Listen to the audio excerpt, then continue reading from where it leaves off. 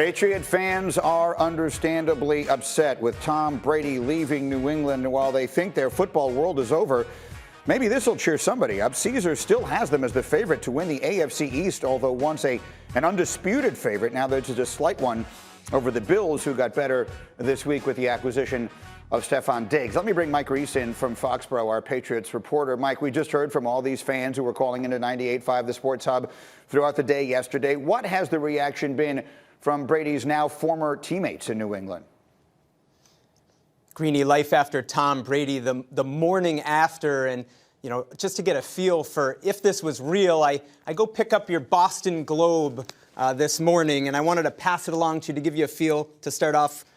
Going south, Tom Brady with the big picture there, and then trying to put some humor into it, your Boston Herald. Here's the Florida man. Welcome to Tampa.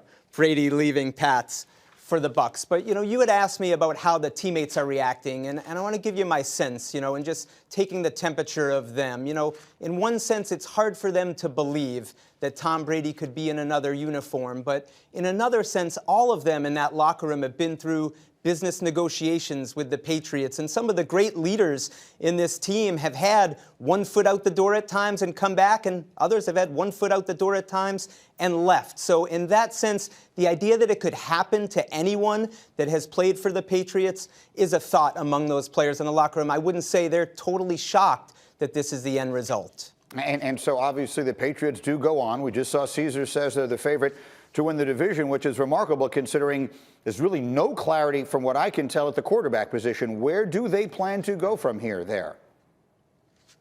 Well, Greeny, they're going to add a third quarterback. They only have two on the roster, but the question is really when. And my understanding of how this is going to go is they're obviously monitoring all opportunities because they're going to add one at some point, and it's just a matter of what becomes available at the right cost. So an example, the Colts, if they're agreeing with Phillip Rivers, what does that mean for their backups, Jacoby Brissett and Brian Hoyer, who have Patriots ties? If one of them maybe comes available, perhaps they could move in that direction. But all that discussion aside, really the focus is on 2019 fourth-round pick Jarrett Stidham, who internally is viewed as a good player who just hasn't had the chance to play. So they'll start there, they'll take a look at him, and they'll probably supplement, whether it's with a veteran or a draft pick. But right now, all eyes on Stidham. All right, Mike Reiss, well done. Obviously, as they continue to make decisions there, we'll continue to come back to you. Thank you very much. I want to go to Ryan Clark. Is RC there?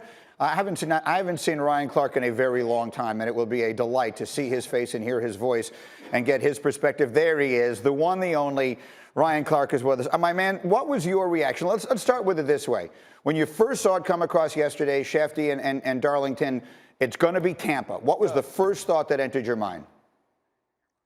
Greeny, if we weren't in the times that we are in now that I just can't believe, this would be the most unbelievable thing that's happened to me in a decade. When you look at Tom Brady and you think about the New England Patriots, listen, I work with a lady here in Baton Rouge. Her name is Catherine Latuitt. I'm going to say her whole name. She's from Foxborough, Mass. She was mad all day. She's sending text messages. I can't believe him. And then I asked her, I said, why are you so upset? She said, I'm 27 years old. He's the only quarterback I've ever known. I feel like I just got a call from my husband and he divorced me. And that's what Tom Brady was to the New England Patriots. And I felt that marriage would last forever. So now that he's in Tampa Bay and you look at the weapons that this team has, it's an unbelievable move. But for Tom Brady, I think it's a fountain of youth move because he knows he has those weapons outside.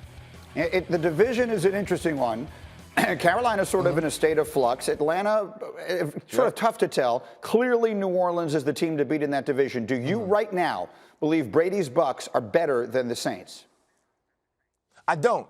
But and it's not to say that they can't be or won't get there. But this is a new marriage for Tom Brady. This is a new type of relationship. He's never worked with a guy like Bruce Arians. And I worked with Bruce with the Pittsburgh Steelers. He was the offensive coordinator there. He's going to show love to his quarterback. Ben was able to do whatever he wanted to do and kind of move around the building as he wants. So Tom Brady will finally get the treatment that he deserves for being a 10 out of 10 quarterback. But they're going to have to develop that chemistry. We know how he likes to, Bruce Arians likes to push the ball down the football field. And the team that they'll be competing against in the New Orleans Saints, they've been doing this together for over a decade. Drew Brees and Sean Payton, this is 15 years of work, 15 years of success. And the last 3 years, you can argue that the New Orleans Saints were the best team in the NFC and just didn't make the plays late in games in the playoffs. And so we can't jump to it right now and say that Tampa Bay is right where they need to be or better than the Saints, but this definitely closed the gap. It's remarkable when you think about it. Brady and Brees will face off twice next year, assuming they both stay healthy. They're combined 84 years old. Let me go back to the that's just the reality of it. Let's go back to the AFC East here. And you heard me talking to Mike Reiss a minute ago. If you're Bill Belichick right now, what are you thinking of doing at the quarterback position? Well, I think you're going to look internally and understand that Jarrett Stidham is not ready. It's not Jarrett Stidham's time. And coming into the draft last year, you thought getting him in the mid-rounds could be a steal because you would have a future starter. But you don't right now. Cam Newton comes out yesterday and says, you know what, I didn't ask for a trade. You don't do me like that, Carolina. Don't put that narrative out there. But this is a guy, if he's healthy, if you feel like he can quarterback, I think he works in New England. And here's why. Week to week, New England changes as an offense, whether they want to be a run-first offense, that they're an offense that's going to check the ball out of the backfield with their backs, or if they're going to use wide receivers outside. So they can definitely, with Josh McDaniels and all that they have, morph into a team that can work with Cam Newton at the quarterback. We also know that the Indianapolis Colts now have a new quarterback at Phillip Rivers. What does that mean for Jacoby Brissett, who was once the starter in New England when Tom Brady was out and Jimmy Garoppolo goes down? And so there's so many different things that they could do, but they have to get a veteran. They have to get a veteran that can win. And Bill Belichick is going to try to bring back some of that positive energy that he had from the past, going 11-5 with Matt Castle as the starting quarterback after losing Brady in the first game against the Kansas City Chiefs years ago. RC, you stay safe, my man. All right, and I will see you soon. It's great to talk to you. Thank you for watching ESPN on YouTube. For live streaming sports and premium content, subscribe to ESPN+.